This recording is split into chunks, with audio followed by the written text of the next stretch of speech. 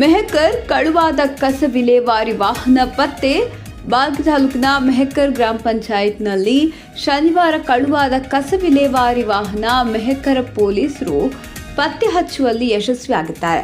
July 8 ಶನಿವಾರ ರಾತ್ರಿ ಗ್ರಾಮದ ಪಂಚಾಯತ್ ಕಟ್ಟಡ ಎದುರು ವಾಹನ ನಿಲ್ಲಿಸಲಾಗಿತ್ತು. ಅಲ್ಲಿಂದಲೇ ವಾಹನ ಕಳುವಾಗಿದ್ದು, ವಾಹನ 4.5 ಲಕ್ಷ ಬೆಲೆ ಬಾಳುವ ವಾಹನವಿದ್ದು ಎಂದು ಪಿಡಿಒ ಗಣೇಶ್ ಅವರು ಮೆಹಕರ್ ಪೊಲೀಸ್ ಠಾಣೆಯಲ್ಲಿ ದೂರು ದಾಖಲಿಸಿದರು.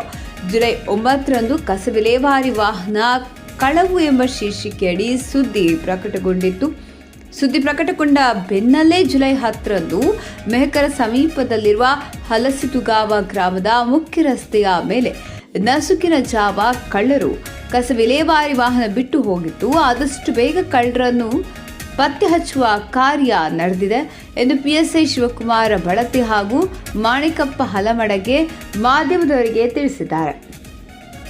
ಗ್ರಾಮ ಪಂಚಾಯತ್ನ ಕಳುವಾದ ಕಸ ವಿಲೇವಾರಿ ವಾಹನ ಪೊಲೀಸರ ಕಾರ್ಯವೈಖರಿಯಿಂದ ಪತ್ತೆ ಹಚ್ಚುವಲ್ಲಿ ಯಶಸ್ವಿಯಾಗಿದ್ದು, ಗ್ರಾಮ ಪಂಚಾಯಿತಿ ಅಧ್ಯಕ್ಷೆ ಶೀತಲ ಸತ್ಯವಾನ ಕಾಂಬ್ಳೆ, ಉಪಾಧ್ಯಕ್ಷ ದಸ್ತಗಿರಿ, ಸದಸ್ಯರಾದ ಅಮೋಲ ಜಾಧವ್, ಶ್ರವಣ ಕಾಂಬ್ಳೆ, ಸುನಂದ ವಿಷ್ಣುಕಾಂತ್, ಸುರೇಶ್ ಸೂರ್ಯವಂಶಿ, ಎಂಡಿ ಲೋಧೆ, ಪಿಡಿಒ ಗಣೇಶ್ ಅವರು ಪೊಲೀಸರ ಕಾರ್ಯಕ್ಕೆ ಶ್ಲಾಘಿಸಿದ್ದಾರೆ.